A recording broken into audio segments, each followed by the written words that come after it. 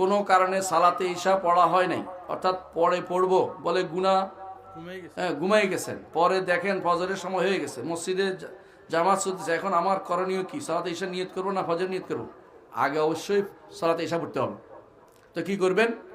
এশার নিয়তে ঢুকবেন, উনি 2 রাকাতে সালাম ফিরালে আপনি উঠে যাবেন, আর 2 রাকাত পড়ে এরপরে ফজর নামাজ পড়বেন। কথা বলছেন কিনা?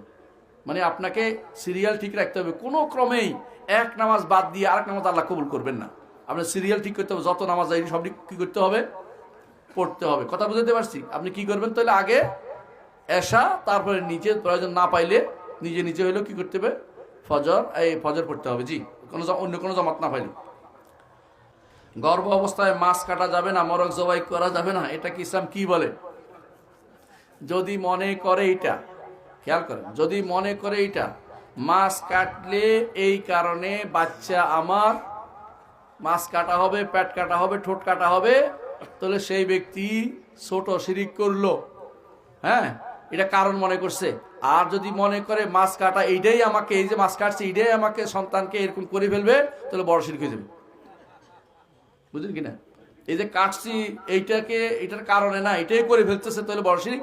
আর এটার কারণে হয় ছোট শিরিক, ছোট শিরিকও জাহান্নামী।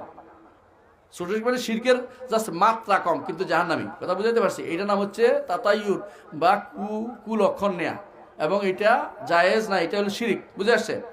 এটাকে ইসলাম এটা বলে। ঠিক মরক জবাই করা যাবে না, একই হুকুম। বুঝাতে পারছি? জি। আমার একটা প্রশ্ন, আমাদের মসজিদের সামনে আছে, আমি অন্য মসজিদে গিয়ে নামাজ পড়লে নামাজ পরিপূর্ণ হবে কিনা? কোনো সমস্যা নেই, যার যেখানে পছন্দ সেখানে পড়তে পারেন, কোনো সমস্যা নেই। নামাজ দূরে গিয়ে যদি আপনার ভালো লাগে, ওখানে শব্দ সুন্দর করে পড়ে, দেরি করে পড়ে, আস্তে আস্তে পড়ে, আপনার ভালো লাগে, অসুবিধা নেই, কোনো সমস্যা নেই। যেখানে আপনার সুন্দর লাগে সেখানে নামাজ পড়তে পারবেন। আল্লাহর জমিন সবটাই মসজিদ, যে এখানে আপনার ভালো লাগে সেই মসজিদেই নামাজ পড়তে পারবেন, কোনো সমস্যা নেই। এটার কোনো গুনার কিছু নাই, নামাজের কোনো অসুবিধা হবে না। তাকফির আল মুশরিকিন কি ওসফি ওসুলুদ্দিন নাকি ওয়াজিবাতুদ্দিন? সুন্দর সুন্দর প্রশ্ন করেছেন। এই মাসালাতে 2টি মত আছে।